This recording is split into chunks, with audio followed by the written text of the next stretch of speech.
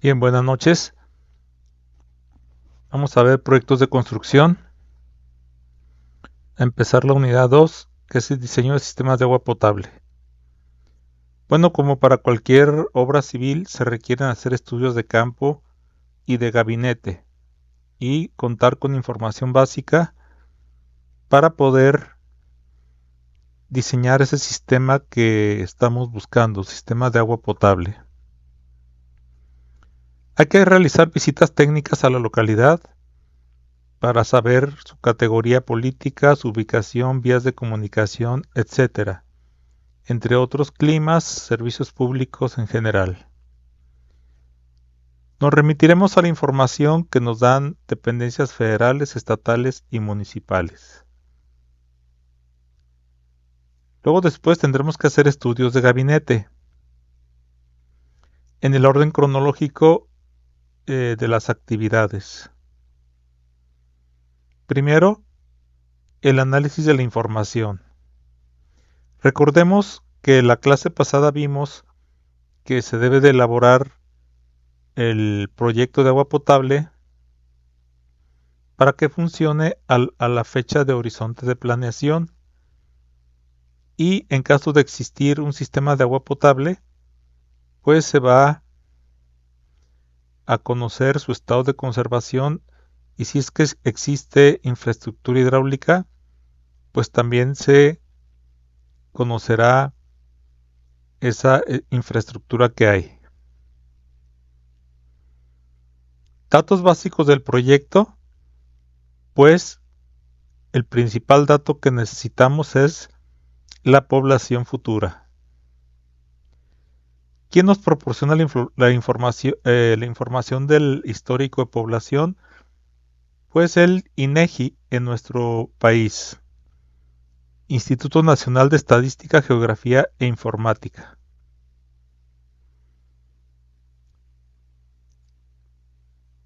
También se requerirá información como de correspondiente a si es popular, media, residencial o si es de uso industrial o comercial. Luego también se buscará el número de habitantes por hectárea, que sería la densidad media de población. El periodo económico del proyecto pues lo sacaremos a los años que nos diga la normatividad de la Comisión Nacional del Agua para la población que exista en ese futuro. Los censos oficiales se levantan cada 10 años y nos permiten, en base a la población pasada y presente, predecir la población futura por los diferentes métodos que vimos en la clase pasada. Aquí tenemos, por ejemplo, la normatividad de la Comisión Nacional del Agua dice que para población de proyecto de 2.500 a 15.000, el periodo económico en años lo podemos elegir en un mínimo de 6 a un máximo de 10 y de 15.000 en adelante hasta un tope de 15 años de vida útil del proyecto. Luego después habría que determinar la dotación. La dotación es la cantidad de agua que se asigna a cada habitante durante un día para que cubra sus necesidades de agua potable. Y bueno, en este caso se hace un estudio de consumos de agua potable, ya sea doméstico, público, comercial, y también se consideran fugas y desperdicios. Aunque esto es realmente difícil, porque se requerirían instalar medidores que tomen en cuenta esos parámetros en cada domicilio, lo cual saldría demasiado caro. En esa diapositiva dice que prácticamente es imposible colocar esos dispositivos, por lo tanto, la Comisión Nacional del Agua nos proporciona esta tabla. en función a los climas prevalecientes, ya sea cálido, templado o frío, y los rangos de habitantes. Por ejemplo, para un rango de 15.000 a 30.000 tendríamos 200 litros por habitante por día. Para un clima cálido, 150 para templado y 125 para frío. Entonces ya con esto tendríamos dos parámetros. Primero, tendríamos que calcular la población futura. Luego ver la vida útil del proyecto sugerida por la Comisión Nacional del Agua y después calcular la dotación de proyecto. Vamos a manejar diversos gastos de diseño. Uno de ellos es el gasto medio diario. Es la cantidad de agua que se requiere para satisfacer las necesidades en un día de consumo promedio. Y el gasto medio es igual a la población o al número de habitantes por la dotación, que es lo que le estamos dotando de agua por habitante por día, entre 86.400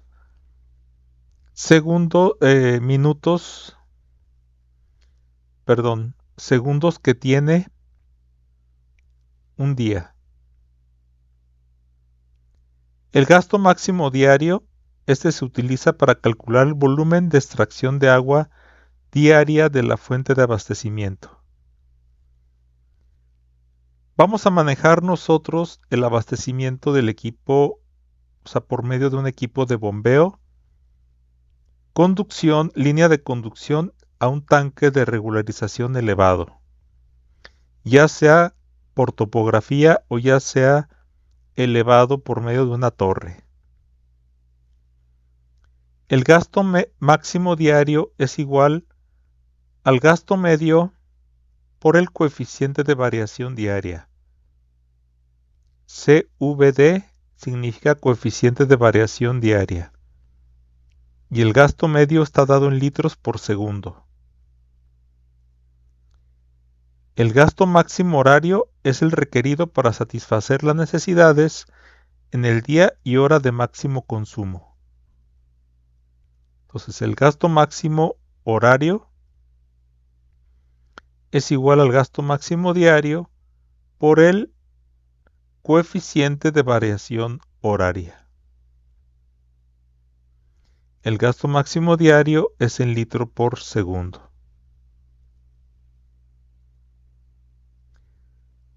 Condiciones climáticas ya laborales producen fluctuaciones horarias y diarias y da origen a los coeficientes de variación. De ahí que los requerimientos de agua no son constantes en la población ni durante el año ni durante el día, sino que la demanda varía en forma diaria y horaria. Es por ello pues que se utilizan coeficientes de variación diaria y horaria. La Comisión Nacional del Agua nos dice que esos coeficientes, en base a estudios que ha elaborado, el coeficiente de variación diaria es igual a 1.40 y el coeficiente de variación horaria es igual a 1.55. Ahora, al haber variaciones, va a ser necesaria la instalación de un tanque de regularización. Ese tanque va a permitir almacenar los excedentes cuando el consumo sea menor a lo máximo y también proporcionar los faltantes cuando el consumo exceda al máximo. El coeficiente de variación diaria es igual a 1.4 y el horario es igual a 1.55.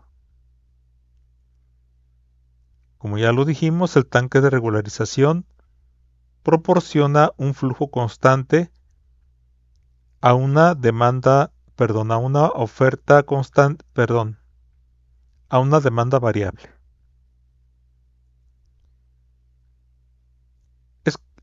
Es conveniente proponer que el tanque tenga capacidad para regularizar 24 horas de aportación. O sea que la bomba que tengamos instalada en el pozo profundo trabaje las 24 horas del día. Es lo mejor. Aquí tenemos nosotros una tabla que provee la Comisión Nacional del Agua en base al tiempo de suministro al tanque en horas. Por ejemplo, si el tiempo de suministro al tanque es de 24 horas diarias, es decir, la bomba está encendida las 24 horas, ese coeficiente es 11. Si son 20, de las 4 a.m. a las 12 p.m. sería 9. Y si fuera de 16 de las 5 a.m. a las 21 horas, sería de 19.0. Son coeficientes, son adimensionales.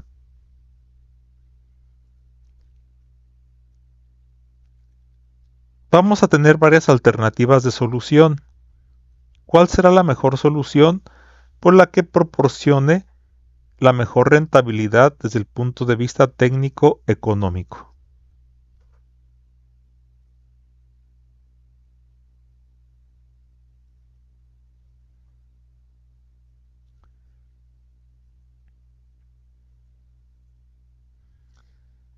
La planeación se hace sobre planos topográficos, en donde se ubican todas las fuentes susceptibles de aprovechamiento, donde se pueden trazar preliminarmente las líneas de conducción.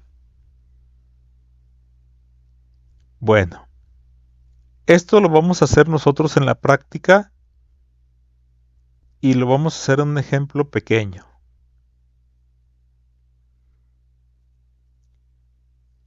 Hay diversas alternativas de solución al sistema de abastecimiento de agua potable. Por el tipo y localización de las fuentes de abastecimiento y por los trazos de las líneas de conducción. Y también por el tipo y localización de los tanques de regularización. Cuando ya tengamos todas las alternativas de solución, es necesario cuantificarlas. No vamos a llegar hasta ahí porque sería demasiado trabajo. Pero sí es necesario comentar que sería la que dé el menor costo total. Ahora, cuando se termina un sistema de agua potable que ya está construido, que se llegaron a todos los costos inherentes a la construcción, pues ahora faltan los costos operativos y administrativos.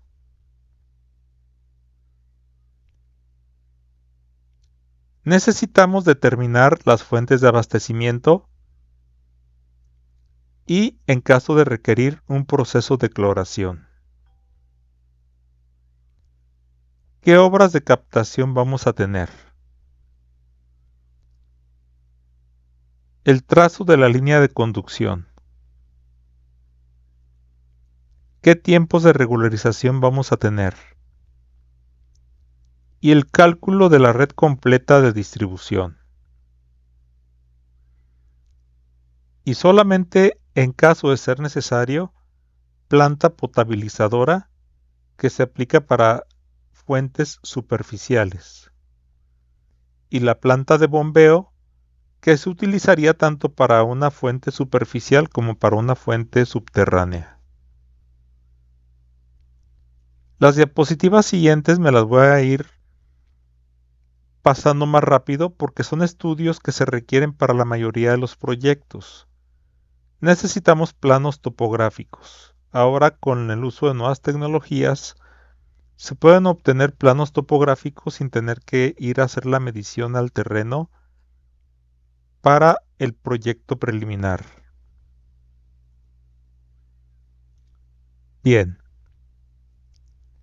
Todos ustedes saben lo que es un banco de nivel, la altimetría y la planimetría. Requerimos estudios hidrológicos, es decir, ¿Qué fuentes de aprovechamiento tenemos cercanas a la población de estudio?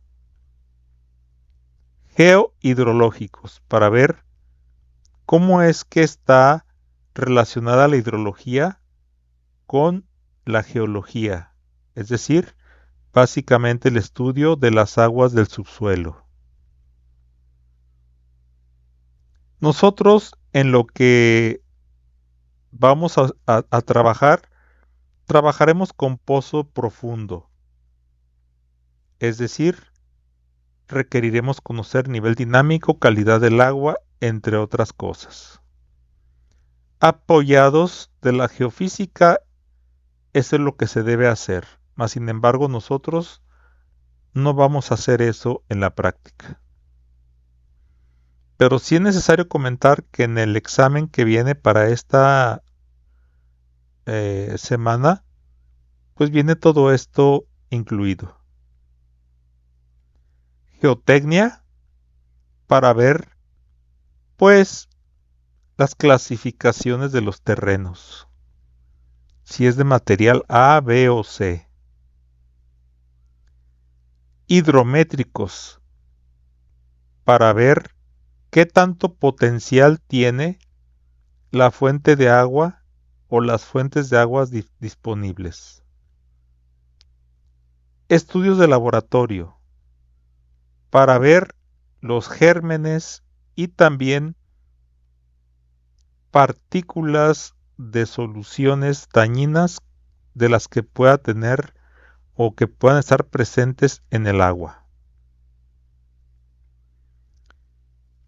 Temperatura del agua, es necesario también a qué temperatura está brotando el agua de esas fuentes de abastecimiento. Porque no todas las temperaturas son agradables al paladar. Hay otro estudio más, aparte que sería el radiológico, para conocer más a profundidad la calidad del agua. Y en base a la calidad que tengamos, pues vamos a tener que decidir si se potabiliza o no. No es lo mismo potabilizar que solamente clorar. Las partes básicas de un sistema de agua potable es la captación. La cloración, esa es de ley, aunque el agua sea de buena calidad. Siempre hay que asegurarse que no traiga patógenos. La línea de conducción de la bomba hacia el tanque elevado. El diseño del tanque elevado. La red de distribución. Y como partes eventuales tenemos la planta potabilizadora. Esa es solamente que el agua sea de muy mala calidad. La planta de bombeo, en caso de hacer un pozo profundo, se coloca pues en el lugar donde está el pozo. Vamos a ver un ejemplo. Lo primero que tenemos que hacer es calcular la población futura. El poblado que vamos a tomar como ejemplo sería la cabecera municipal del municipio de Abasolo, Nuevo León. La población en 2020 era de 2.974 habitantes. Y esta tabla que tenemos aquí marca desde 1990, 95, 2000, 2005, 2010, 2015 y 2020. La población en hombres y en mujeres desglosada y la población total. Bueno, si tomando en cuenta la magnitud e importancia de la localidad, se definió como horizonte de proyecto 10 años. Aquí estamos viendo que son 2.974 habitantes a 2020. por lo cual cae en el primer rango de la tabla que vimos anteriormente, donde definíamos el horizonte de planeación del proyecto o la vida útil del proyecto, y que sería de 10 años, es decir, hasta el año 2033, suponiendo que ahorita estemos en 2023. Entonces tenemos en esta tabla los años T y la población NT, y queremos encontrar la población al año 2033, o sea en T43. Y aplicaremos los métodos que vimos la clase pasada. El método parabólico, en ese método tomamos solamente los 3 datos más recientes, que sería 2010, 2015, 2020. En 2010 fijamos el 0, y luego está 5, 10, y 2033 sería el 23. Estas ecuaciones las planteamos la clase pasada y se resuelve por medio de matrices con vector de términos independientes que tenemos ahí. Aplicando el método que vimos la clase pasada, tenemos que A vale 2.791, B menos 79.1 y C 9.74. La ecuación parabólica queda como sigue, y la población al año 2033 es de 6.124 habitantes. Luego vamos a ver el método de mínimos cuadrados con aproximación exponencial que se hace en Excel. La ecuación de la curva es 1702.8 por e a la 0.0217x. Eso nos da 4.329 habitantes. Solamente en el proyecto que van a realizar les pediría estos dos métodos nada más. ¿Cuál es el que nos arroja algo más congruente? Estos son 6.124, cosa que se me hace muy exagerada, y aquí son 4.329. Tomaríamos como bueno este. Toda vez que tenemos ya el número de habitantes posibles a tener en 2033, y digo posibles porque no hay una seguridad de que esto suceda, pues podemos establecer la dotación del proyecto. Por datos que hemos investigado, prevalece el clima cálido, y para 4.329 habitantes tenemos, de acuerdo a la tabla que vimos con anterioridad, que la dotación serían 150 litros por habitante por día. Aplicando la fórmula del gasto medio anual, pues tenemos 7.52 litros por segundo. Y el gasto máximo diario sería multiplicar eso por 1.4, lo cual da 10.53. Y el horario sería el anterior 10.53 por 1.55, que nos da 16.32 litros por segundo. Ahora, la capacidad de regularización. Si consideramos 24 horas, sería multiplicar 11 por el gasto máximo diario.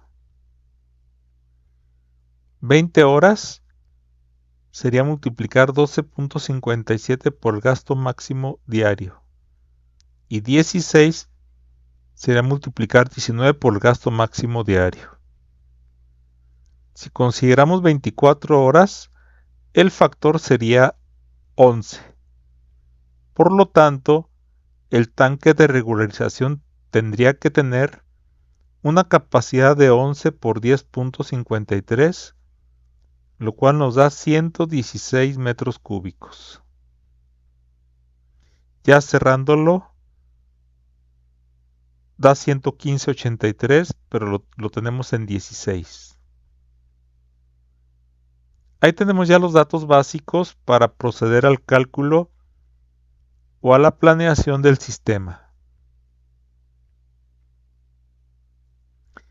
Hay sistemas por gravedad donde la fuente de agua está en alto con respecto a desnivel positivo con respecto a la población o al poblado, entonces el agua va a bajar sola. Pero por bombeo sería cuando el agua esté a un nivel inferior, y ese sería el caso específico de un pozo profundo. Y como dato, en México el 80% del abastecimiento de agua se hace a través de pozos profundos. Se deben hacer una serie de estudios para ver el potencial del acuífero y la calidad del agua, como ya se mencionó anteriormente. Ahora, la línea de conducción es la que lleva el agua de la bomba al tanque de regularización. O sea, de los pozos profundos hasta el tanque de regularización. Un tanque elevado. La red de distribución es la cuadrícula de tubería que sigue los centros de calle y de las cuales se conectan todos y cada uno de los domicilios de esa población o de ese poblado.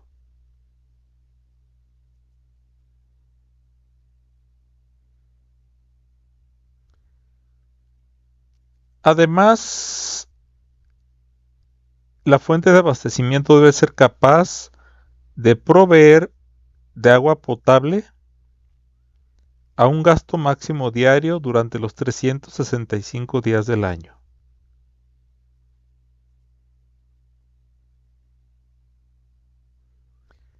Las aguas se clasifican en tres grandes grupos: meteóricas, que son por lluvia, nieve y granizo; superficiales, que son ríos, arroyos, lagos y presas; y subterráneas, que son acuíferos.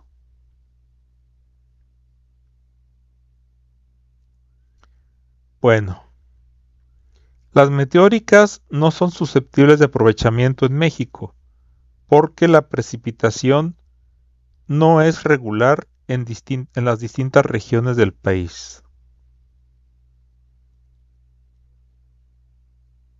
Ahora, todas las obras de captación requieren de que se garantice el gasto máximo diario. Todas. Y tenemos dentro de las aguas superficiales a los ríos, arroyos, canales, lagos y presas. Y como aguas subterráneas a las de manantial, aguas freáticas y aguas subterráneas. Las obras de captación para ríos sería toma directa del río, arroyos, torres de toma, canales, presas de derivación, y lagos y presas, las presas de almacenamiento.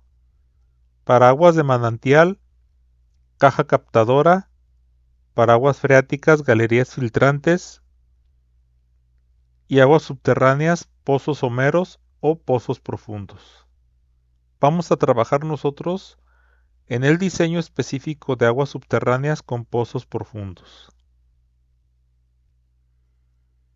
Y bueno, pues hay que ubicar el sitio más adecuado para la perforación. ¿Quién nos dice eso? Pues el estudio geohidrológico que se haya hecho.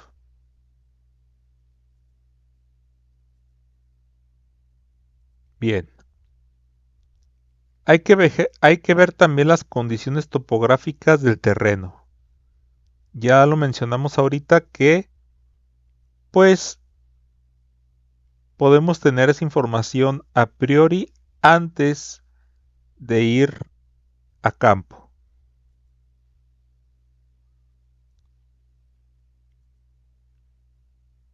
Bueno, cuando tenemos un abanico de posibilidades de esas fuentes de abastecimiento, pues hay que aceptar o rechazar los sitios propuestos. Depende también mucho de lo que nos esté proporcionando tanto en agua como su costo. Como hablamos de que vamos a trabajar con aguas subterráneas, pues tenemos que ir pensando en los equipos de perforación para hacer los sondeos preliminares. Y hay que ubicar el posible lugar del pozo y entonces empezar la exploración con una perforación de un diámetro de 12 pulgadas y también auxiliándonos con los estudios geoeléctricos.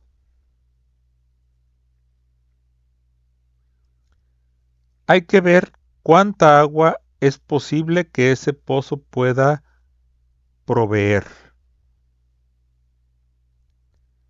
Y siempre cuando hay aguas subterráneas, pues habrá materiales granulares presentes que están impregnados de agua. Hay que conocer la granulometría para ver los filtros que vamos a utilizar en la instalación de la bomba. Se toman muestras del agua para ver su calidad y se rechazarán en caso de que esos análisis químicos no sean favorables, o también los análisis bacteriológicos. Se hace una serie de estudios, también se recurre a rayos gamma para poder determinar la composición química del agua.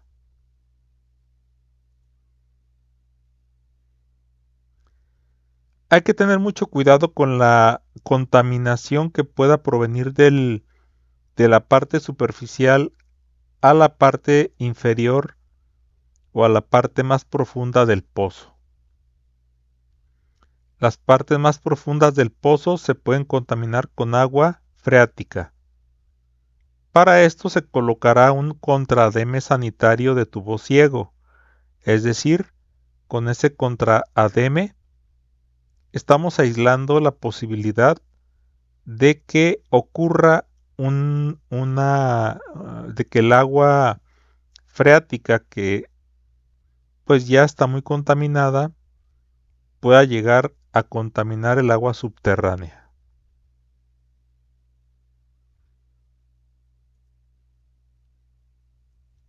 Un pozo profundo se divide en dos grandes partes. Obra civil, que es todo lo correspondiente a las construcciones que hay que hacer, tendido de tubería, excavaciones, etcétera, y la obra electromecánica, que es la instalación de la bomba y todo lo necesario para que ésta funcione.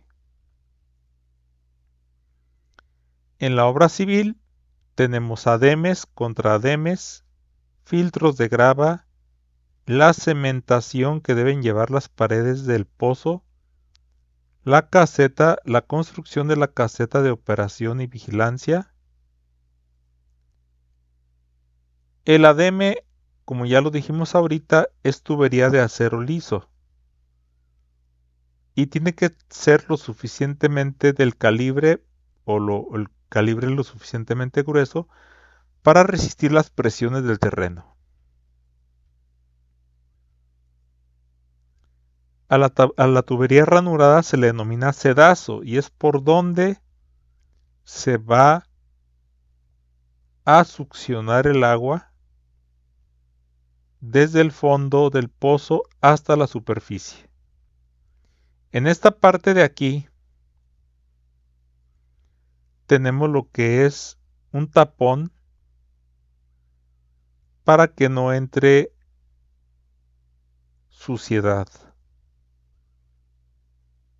Entonces, por lo regular es una placa de acero. El contrademe es una tubería de acero lisa y tiene como finalidad retener la cementación.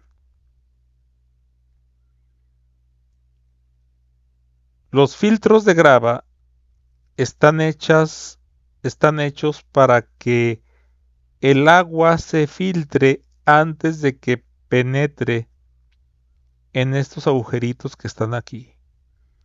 Todos estos agujeritos son milimétricos, dependiendo de la granulometría que se tenga en el fondo del pozo. Y está hecho con diámetros entre 6 y 13 milímetros, que es 1/4 y media pulgada.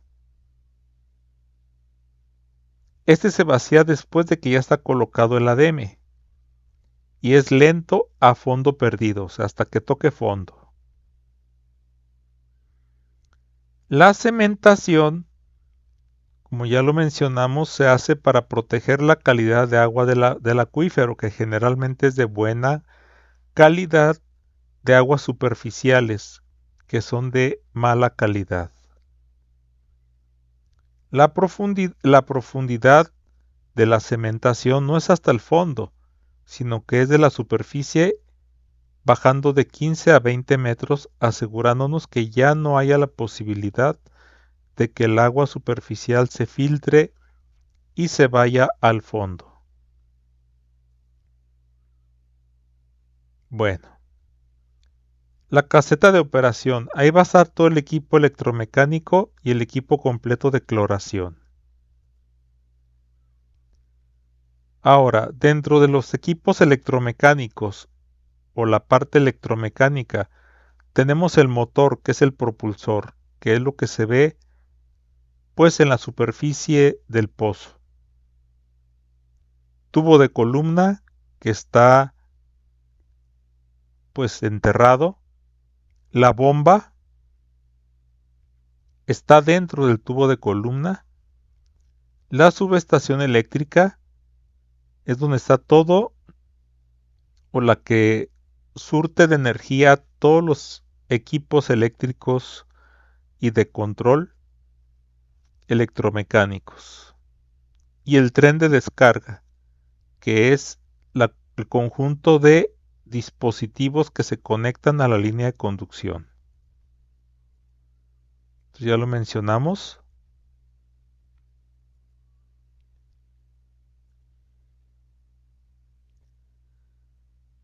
Primero lo que tenemos que hacer es ubicar el sitio para la perforación.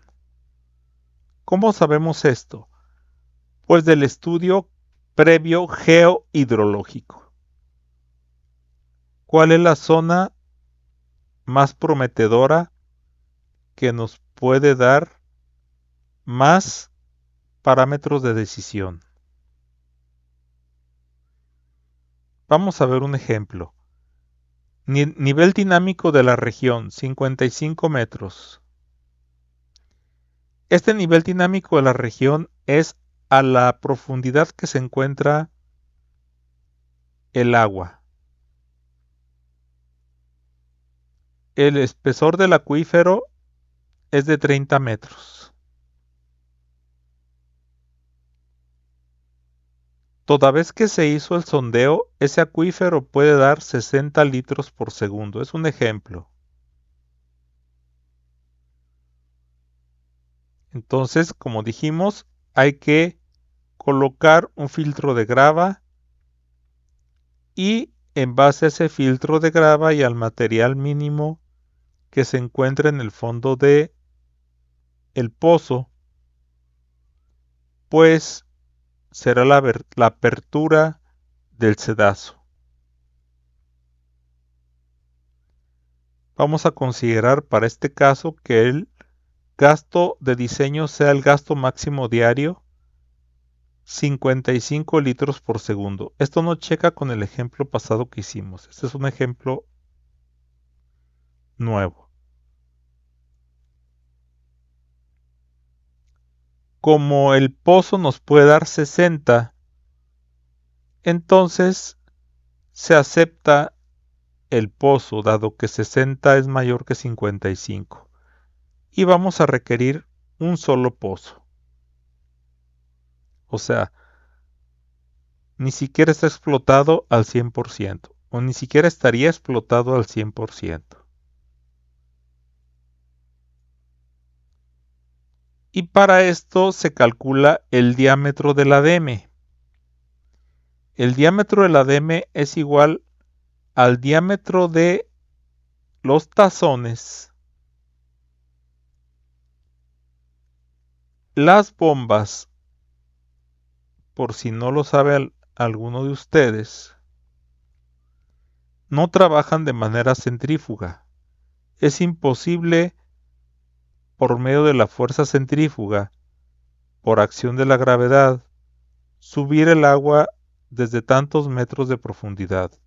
Por lo tanto, está la columna de la bomba dentro del tubo.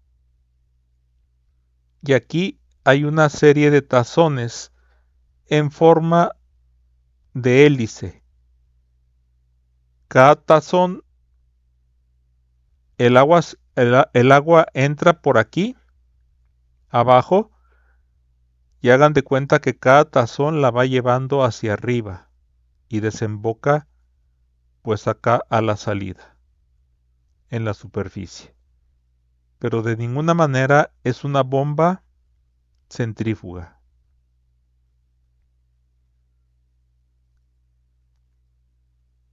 Bueno, no hemos determinado el diámetro de los tazones. Y 6 pulgadas es la holgura que se deja para que los tazones trabajen holgadamente. Diámetro de tazones. ¿Cómo se obtienen los diámetros de tazones?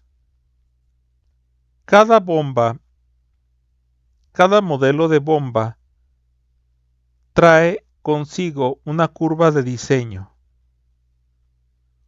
Si ustedes ven, los proveedores de bombas manejan una curva de diseño. En algunos de ellos están en litros por segundo y en otros están los gastos en galones por minuto.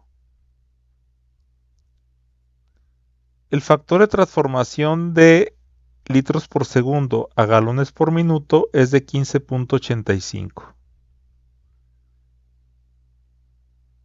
Bueno, aquí estamos considerando 15.85 por 50.14, que sería el gasto para el que vamos a diseñar.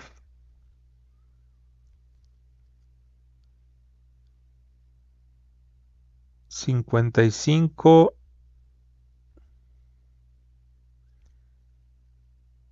Bueno, aquí hay una discrepancia, pero lo vamos a dejar así. Aquí debió haber sido 55. A ver, 50.14.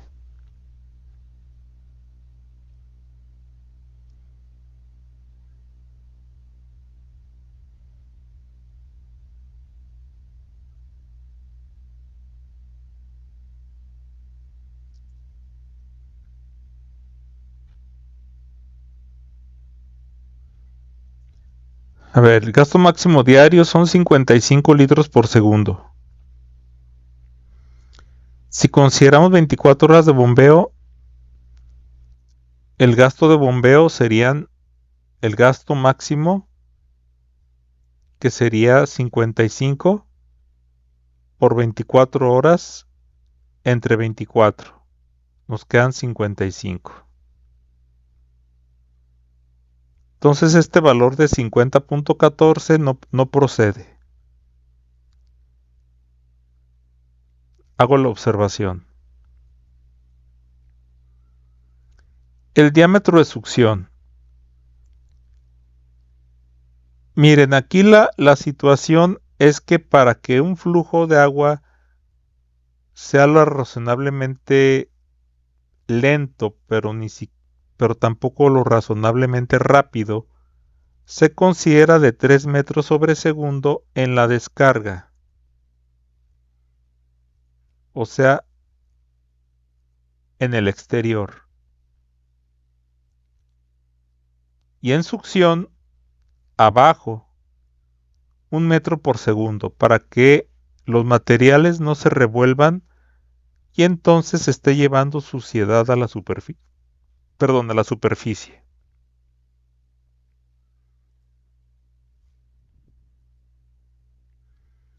En esta tabla se dice que en la entrada a las bombas sería de 0.5 a 1.5. Si se fijan ustedes, el 1 está entre 0.5 y 1.5. Y de salida es 3. Estamos en el límite de 3. Esto lo marca la Comisión Nacional del Agua. Para este ejemplo tomaremos 1.2 metros por segundo en la succión y estamos en rango. 1.2 está entre 0.5 y 1.5. El tipo más usual de bomba es el de turbina. Entonces, de la ecuación de continuidad de Manning, que dice que Q es igual a V por A, velocidad por área hidráulica, considerando el área hidráulica, el área que ocupa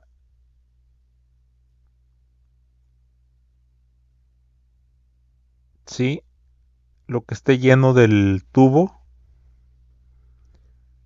Si despejamos de aquí, área es igual a Q entre V, entre V, y sería 0.055 entre 1.2. Eso nos da 0.0458 metros cuadrados como área hidráulica. Si esto lo llevamos a tubo lleno, como si el tubo estuviera completamente lleno de agua, pues el área hidráulica, de ahí podemos despejar con la fórmula de pi por diámetro al cuadrado sobre 4. Podemos despejar el diámetro y tendremos ds, que es el diámetro, 0.2415 metros. ¿Hasta aquí alguna pregunta?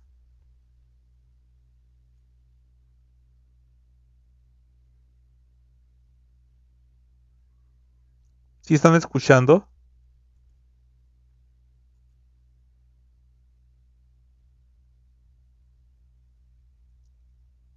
Perdón, ¿sí están escuchando? Sí, profe, pero no tengo ninguna pregunta. Ok. Entonces, transformando la pulgada son 9.51 pulgadas. Como no hay de 9.51 pulgadas tubería, tomaremos el diámetro nominal de 10 pulgadas y serían .625 pulgadas de del espesor. de la tubería, que sería 2.6988 milímetros.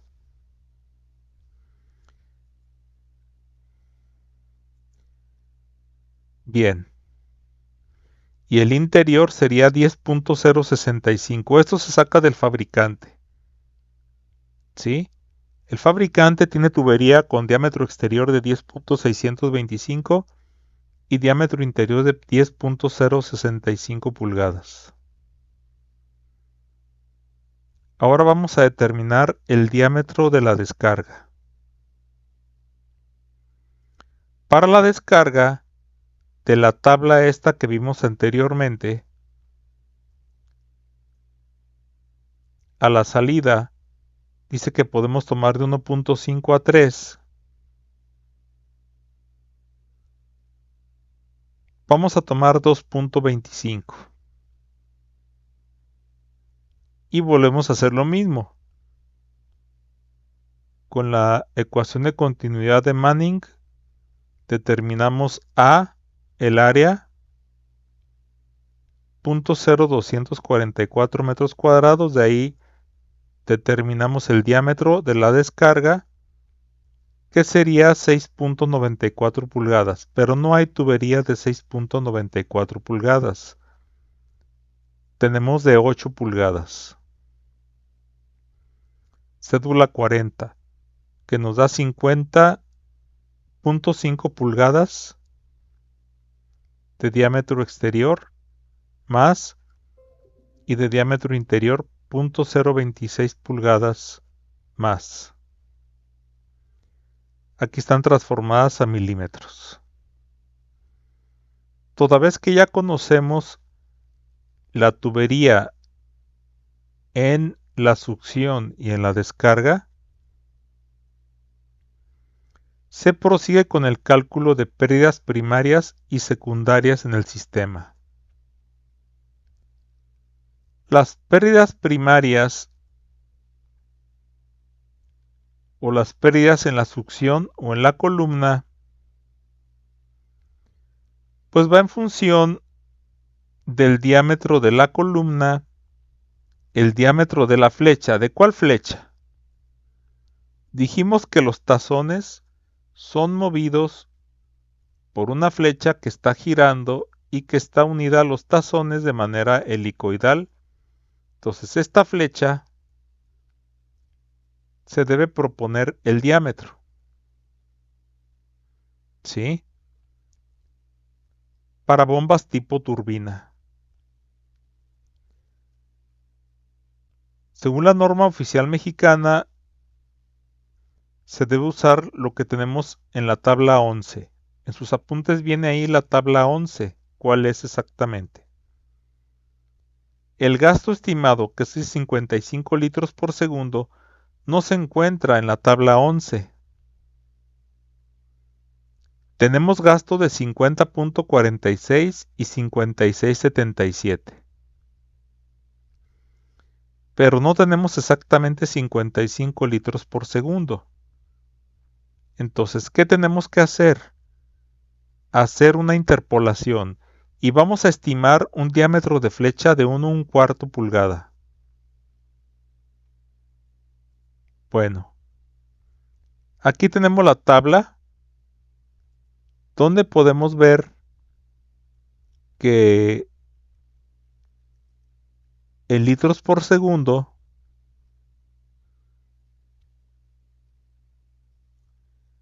está entre 50 y 46. Aquí no alcanza.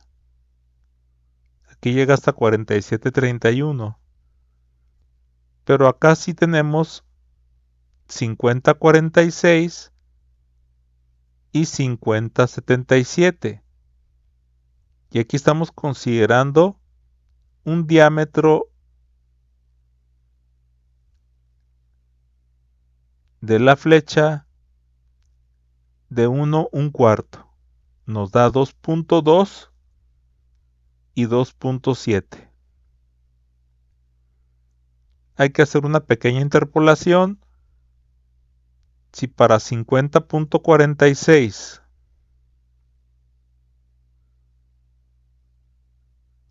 la pérdida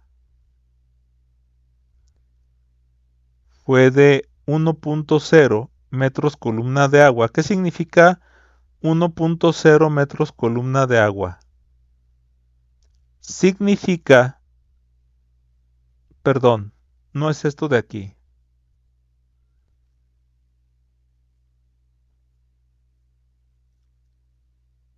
Estamos calculando en la columna, no en la salida. Por lo tanto, es esto de aquí. Para 50-46 tengo 1 metro de pérdida de columna de agua. Y para 56-77 tengo 1.2 metros de columna de agua. Es como si tuviéramos un tubo a presión y al abrirlo, al hacerle un agujero, salga una columna de 1 metro de altura. Esa sería la pérdida que tendríamos con 50.46. Y con 50-77 y con 56-77, perdón, tenemos 1.2. Entonces, nos interesa el de 55. Haciendo la regla de 3, este 1.14 aquí indica cómo se sacó. ¿Sí? Si para 50-46 es 1 y para 56-77 es 1.2, pues para 55 es 1.14. Entonces las pérdidas por fricción en la columna, por el accionar de la bomba, vamos a tener 1.14 metros de columna de agua.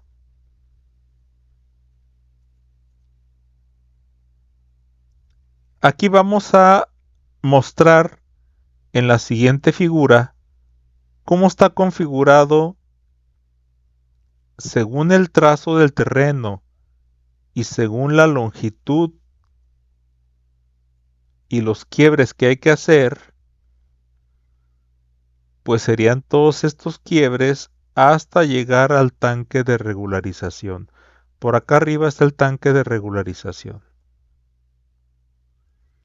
Y aquí está la bomba, a la salida de la bomba. Toda esta se llama instrumentación. Y los elementos que podemos tener aquí son codos, Ts, uniones, etc. De este tipo. Y también juntas elásticas, es decir, juntas que tengan goma, que permitan la dilatación de la tubería, porque la tubería, al ser de metal, se va a dilatar con el calor. Si la hacemos 100% rígida, se va a torcer. ¿Hasta aquí alguna pregunta?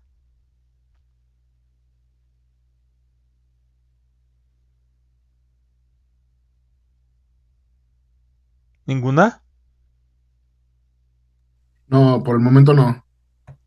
Bueno, ahora hay que calcular un número de Reynolds. Necesitamos conocer las pérdidas totales tanto en la succión como en la línea de conducción. Y requerimos calcular el llamado número de Reynolds.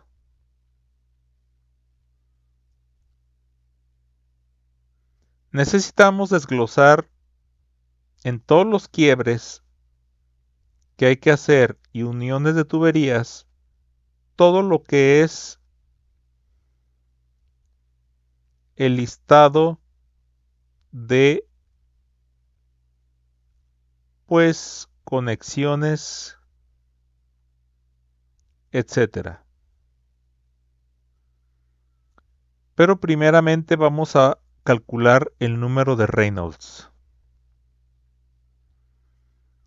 El peso específico es 9.81 kilonewton por metro cúbico del agua.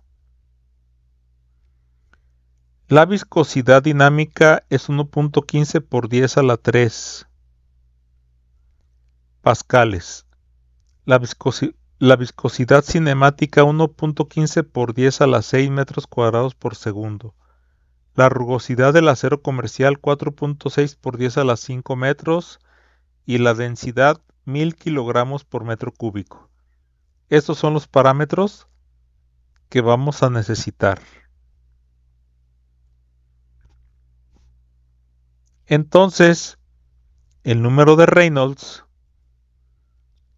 es igual a V, que es la velocidad a la salida, por el diámetro interior de la tubería, que ya lo calculamos, y la velocidad a la salida la propusimos en 2.25 entre mu. Mu es 1.15 por 10 a la 6.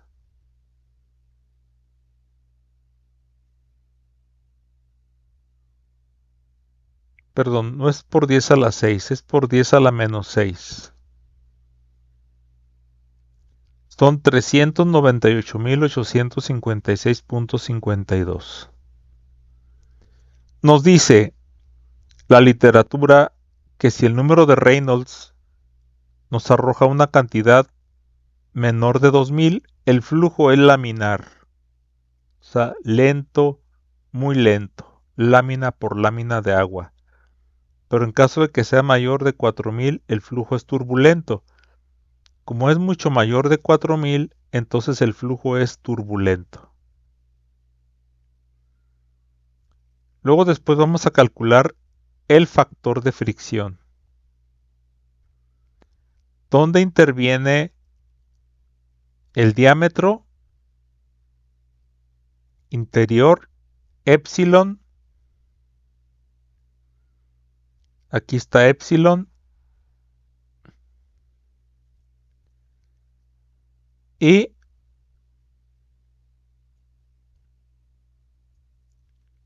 .74, que es una constante, por el número de Reynolds elevado a la punto 9. Todo esto nos da lambda. Lambda es .01606. Ahí lo vamos a dejar guardado por lo pronto. Ahora, de todos los accesorios que se tienen aquí hay una lista de accesorios como medidores, válvulas, válvula check, válvulas de paso, codos, Ts, etc. Hay que hacer la lista para transformar todos esos a lo que es longitud de tubería equivalente. En esta parte de aquí, en esta partecita, tenemos toda esta instrumentación, que aquí no se alcanza a ver bien, pero nos dice qué es cada cosa. Válvulas contragolpe de ariete, válvulas de emergencia, válvulas medidores, válvula check, todos estos. Y luego de diferentes nomogramas que están en la web, podemos encontrar los diámetros de tubería equivalente. Por ejemplo, aquí nos habla a nosotros del diámetro interior en pulgadas. Aquí está el diámetro interior de la tubería en pulgadas, y dependiendo de dónde estemos, aquí lo vamos a cruzar con la longitud equivalente de tubería. Bueno, primero lo vamos a cruzar acá con el accesorio que tengamos. Por ejemplo, aquí tenemos un cruce con una válvula de retención. Aquí tenemos el cruce con un codo cuadrado. Aquí tenemos el cruce con un ensanchador. Y según donde tengamos el cruce, según todos los accesorios que llevemos aquí en el trazo, pues los vamos a transformar aquí nos va a dar longitud de tubería equivalente. Hay otras que son en manera de tablas, como estas que se van a encontrar, como estas. Y con ese análisis tenemos una pieza de válvula de retención de acero al carbón C40 abierta, lo cual nos da una longitud de tubería equivalente de 15.24. Tenemos un medidor de flujo tipo propela con conexión bridada que nos da 2.61 metros de tubería equivalente. Una válvula de compuerta de acero fundido bridado que nos da 1.37 metros de tubería equivalente. Un codo de 45 grados de acero al carbón que nos da 3.05.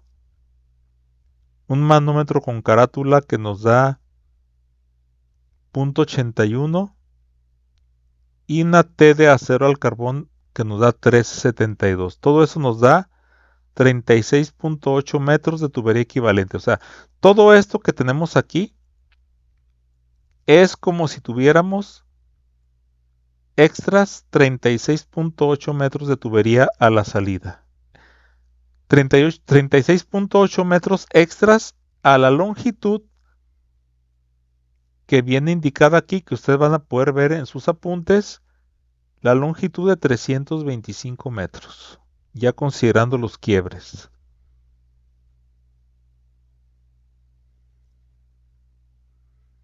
Muy bien. Luego se va a aplicar la fórmula o la ecuación de Darcy-Weisbach, donde lambda ya lo habíamos calculado, 0.1606. La velocidad propuesta a la salida fue de 2.25 metros por segundo. Y el diámetro interior era de 0.20386.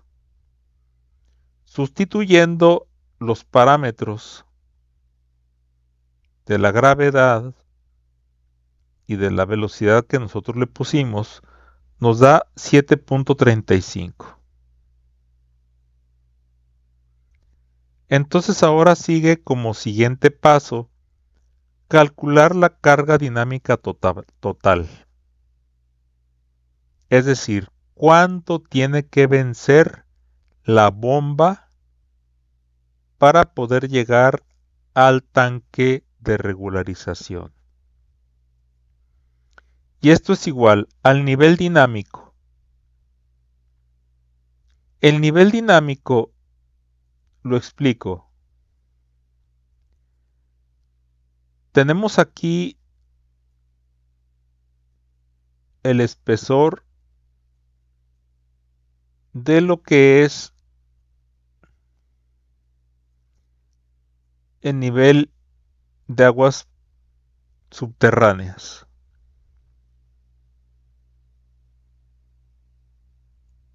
Cuando nosotros o cuando la bomba está sin bombear, este es el nivel dinámico. Perdón, este es el nivel estático. Pero cuando la bomba está succionando, esto se hace así. Y entonces aquí el nivel cae por abajo. Ese es el nivel dinámico. Dinámico se refiere cuando la bomba está en funcionamiento. Entonces el nivel dinámico más la elevación, que es la elevación del tanque elevado, más las fricciones en la columna, aquí, más las fricciones en la descarga, acá, más la presión de operación. Esta presión de operación es igual a 0, puesto que el tanque elevado no tiene válvula a la salida. Entonces no hay presión. Está libre la descarga. Aquí nos habla a nosotros de que el nivel estático es de 85 metros. O sea, aquí el nivel es de 85 metros. 85 metros de profundidad, pero cuando se empieza a bombear, acá se convierte en 111 metros. ¿Sí? El nivel dinámico. Yo tengo que vencer 111 metros en llevar el agua hasta acá, hasta arriba. Y todas las fricciones ya las habíamos nosotros obtenido con longitudes de tubería equivalente. Aquí viene explicado el nivel estático, el nivel dinámico y también lo que es el desnivel de 20 metros y la longitud de la tubería. Y aquí está la salida del agua. Entonces dice, la elevación es la cota desde el nivel de descarga. El nivel de descarga es aquí. ¿Sí? Hasta donde se presume que va a estar la altura del tanque elevado. No puede estar a una altura mayor de 3 metros. Perdón, 3 metros aquí. O sea, la profundidad del tanque elevado no puede ser mayor de 3 metros. Entonces sería el del nivel topográfico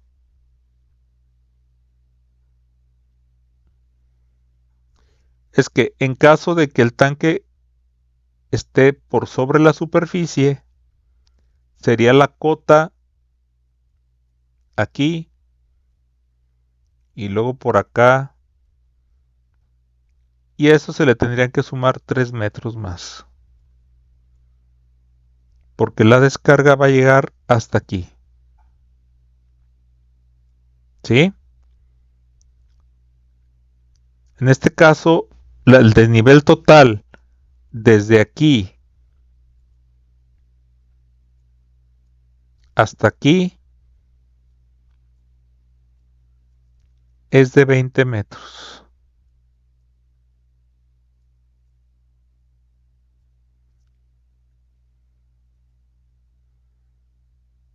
Y bueno, como la salida es libre, 0 metros a la salida.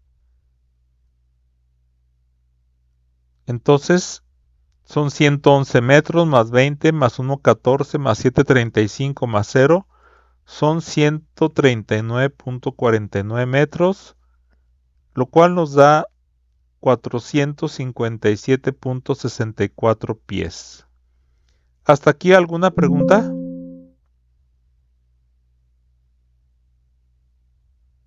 Señores, No, yo digo que ya realizándolo, profe, es cuando nos van a surgir. sí, todavía no les asigno trabajo, entonces por lo tanto, ahorita sería nada más entender los conceptos teóricos, ¿sí? Ah, ok, muy Pero bien, ya les voy a ir asignando trabajo el miércoles. muy bien. Como a ustedes les gusta trabajar individual, entonces sería individual, ¿sí? ¿Alguna otra pregunta que tengan?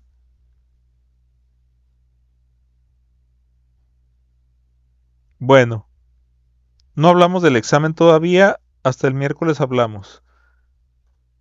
Si no tienen preguntas, nos vemos mañana a la misma hora. Que pasen buena noche.